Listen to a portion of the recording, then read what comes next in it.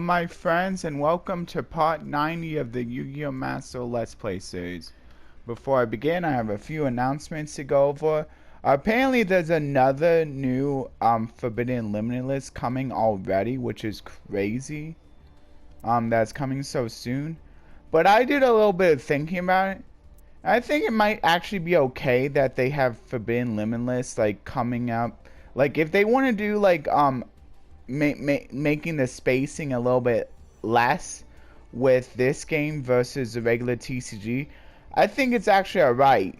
Because, unlike in the regular TCG, you basically, at least get some compensation. Like, for example, in the regular TCG, if a ban list hits and you have cards banned on you, then then those cards are probably going down, and if you spent a lot of money on them, then that really sucks. Rather in this game, I guess the cards outside of the Forbidden Limitless, like that are in that same deck, if the deck drops like to a lower tier because of it, it kind of sucks for the rest of the cards. But for the main cards that did get hit, you at least get some compensation in the fact that you get a little bit of extra bonus CP from like dismantling the extra copies of it. And they give you plenty of time to dismantle a few of your extra copies, so I don't think you can like say like, oh, it's not enough time, because I think it should be. They give you like a month. So yeah. So that's just what I think. Anyway, the Forbidden Limitless here is these. Christian Hauke Fibrax is banned, which doesn't really affect my Frog deck. I guess it affects the Prank Kids deck a little bit, but like, I mean, like, not even everyone was running the Hauke Fibrax play. Like, and that wasn't one of the like major plays for them either. So like that doesn't really matter too much. I guess the biggest hit for the Prank Kids would be one Enchantress. But that again doesn't really matter too much. Actually, I mean, it may matter. It's just one less copy though. Like, I don't know how. It does kind of suck for Prank Kids, but like I mean, like with frogs, it doesn't really matter. And there's like so many like different like engines you can use like that. Like I think it should be okay for Prank Kids. I'm not like the best when it comes to like seeing like how this will affect, but like to me, like I don't think it really matters all too much. I mean, it does suck, but it's not like any of the core Prank Kids cards got hit this time. Anyway, and then and then of course my Frog deck, like none of these hits really matter. Rivalry of Warlords and Ghost Match. Guess a few Frog decks could play this card, but I'm not really playing it anyway, so it doesn't matter much to me. And then the rest of these cards, I'm not really playing any of the other cards here. So it is kind of cool that Pankotops went from 1 to 2. But yeah, I'm not really playing any of these cards, but you can feel free to take a look if you want to like know what all got hit. There's like quite a few hits, so I don't want to go through them all. And again, these are the cards that are no longer on the ban list. The beginning of the end, which I hear was using a few Dark World decks, which I don't really play, so doesn't matter much to me. And then Harmonizing Magician for Pendulum decks. So yeah, Pendulums became a bit stronger. They got a few cards that are either semi-limited from limited or like completely off the list. Anyway, and then here's the I think the duration for which you get the dismantling bonuses. Yeah. Yeah.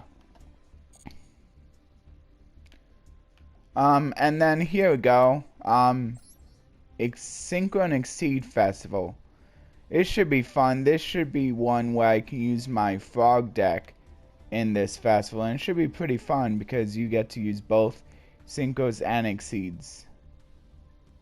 And I'm just gonna be using Exceeds in my frog deck though, of course.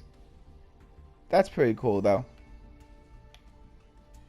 And then of course time limit. I never noticed it before, but I think they always do a reduced time limit for like these special events. Like the only time like I really saw a difference is like with the Duelist Cup though. And then here's a few things that you get from the event. I mean, Quibbled Hedgehog is pretty cool, but like again, like it's not really anything to do with frogs, so like not really like too excited. But I'll still get it though, like to show it off and stuff. Yeah, and then you can see the Forbidden Limit list as well. And then about addition of cards that can be generated. Oh, okay. So this is basically saying you'll now be able to generate forbidden cards, like if you want to play them in the duel room. Still kind of sucks though, because if you're like generating forbidden cards, you can only play them in the casual duel room setting. But I guess it's still good for people who maybe like wanted to like play alternate formats for fun, or like playing like special like kind of tournaments, stuff like that. Because it is gonna be using the same CP that you would use to craft cards that are not on the forbidden list. Yeah. And then oh yeah, and one more card that for some reason they didn't mention that in the actual Forbidden Limit list, but apparently that Spellbook of Judgment is also at 1 to like allow you to like, because they have it in the structure deck. Yeah, see it says, oh, it says here a few facts about the structure deck here.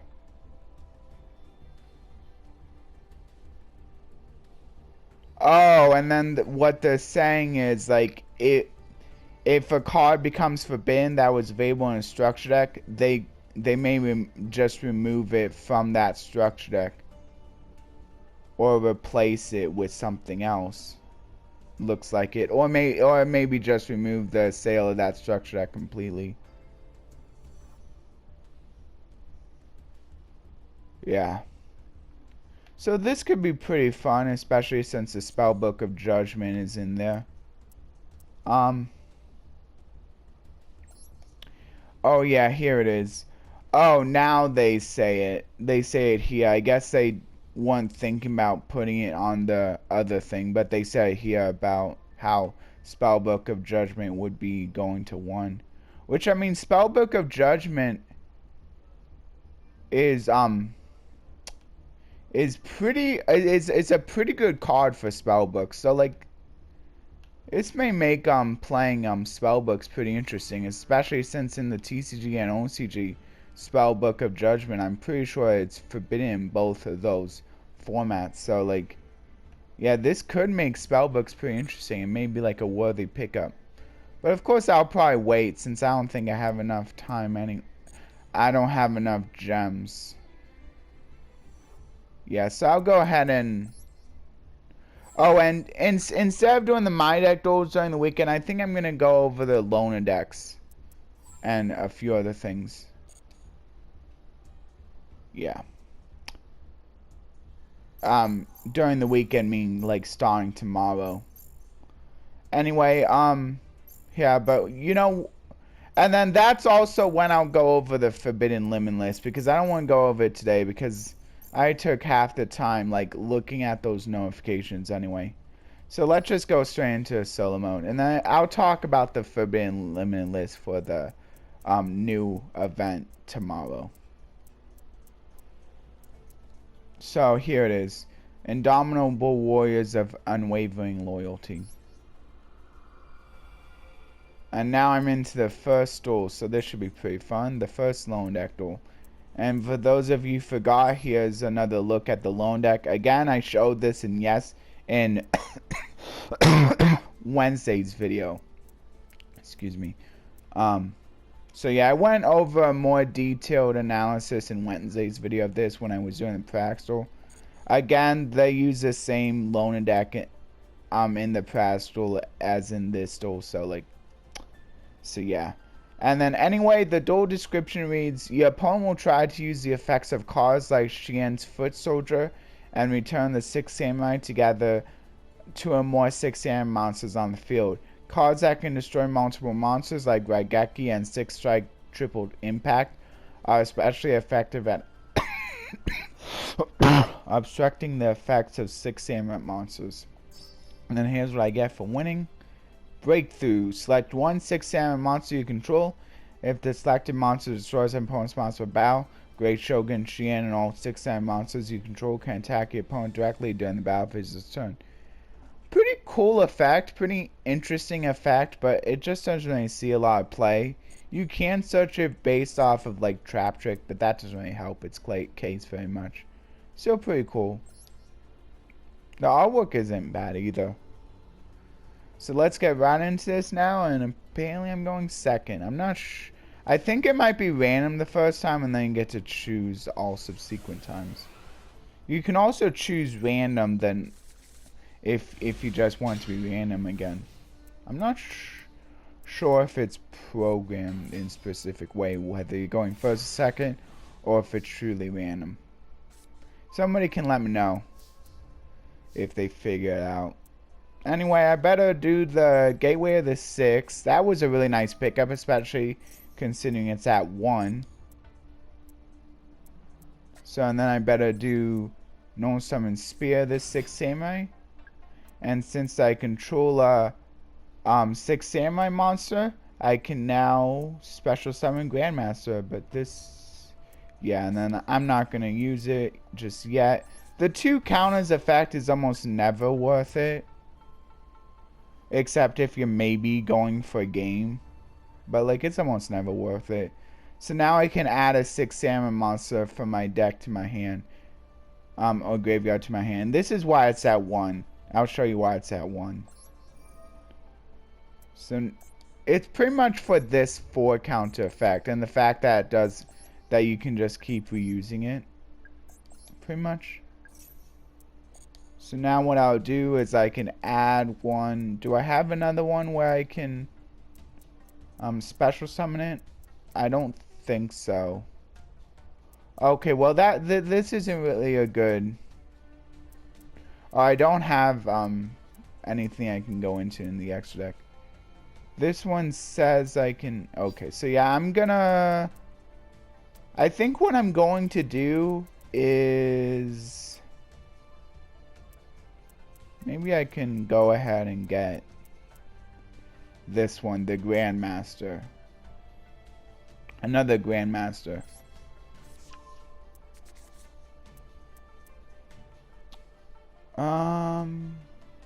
Yeah, and then I'll go ahead and do this.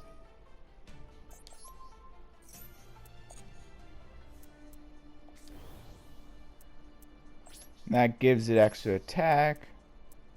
Now I can just attack into this.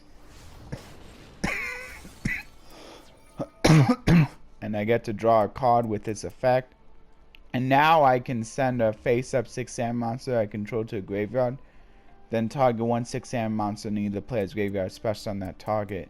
So I think I will do that. 'Cause look, this is pretty nice right here. This isn't a once per turn, right? I can special summon as many times as I want. Cool. Yeah, I can. So that's good. So I'll go ahead and do this. And then I can go ahead and special summon this. Or I could go for the Spirit again. Do I want to do Spirit?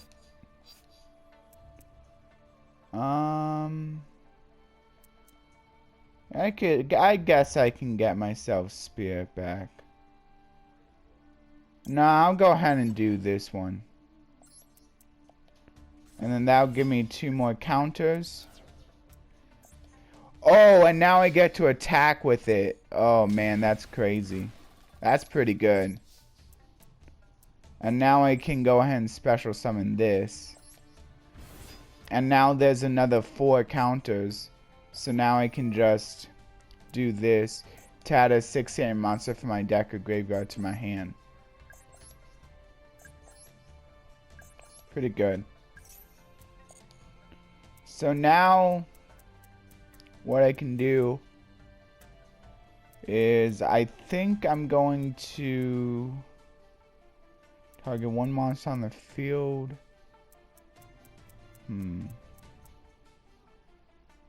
I guess I could go with this one.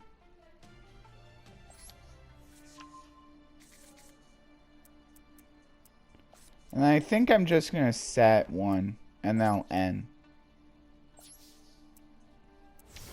So that's pretty good here.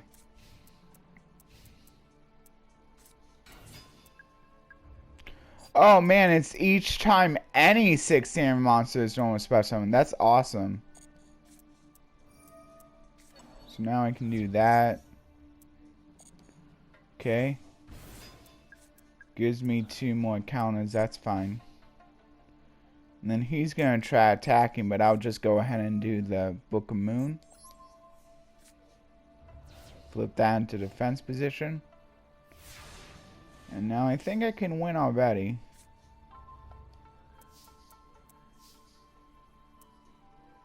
So I'll go ahead and bring to my hand the one that can just destroy a face down monster. Not this one. Oh, no. This is pretty good right here.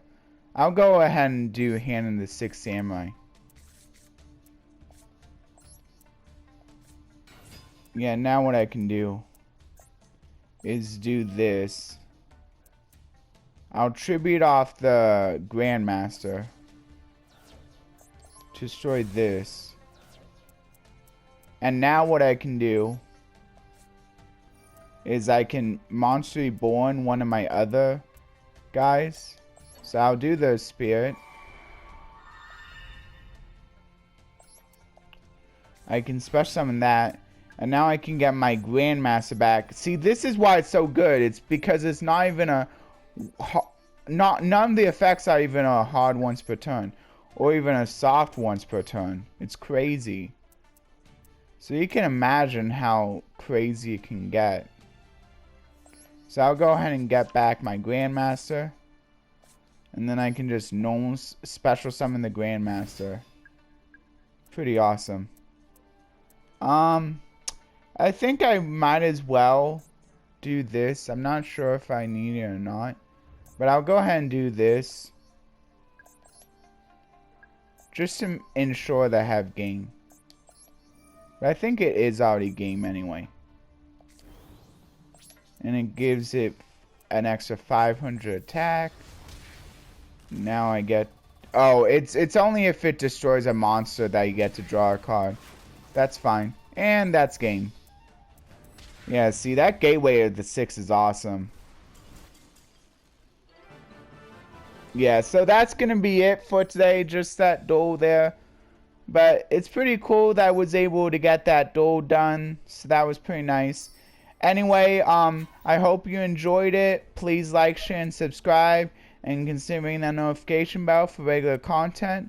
Like the talk going over the festival tomorrow. Or the other Let's Plays or the SpongeBob Let's Play next week. And I'll be seeing everyone in the next video. Bye.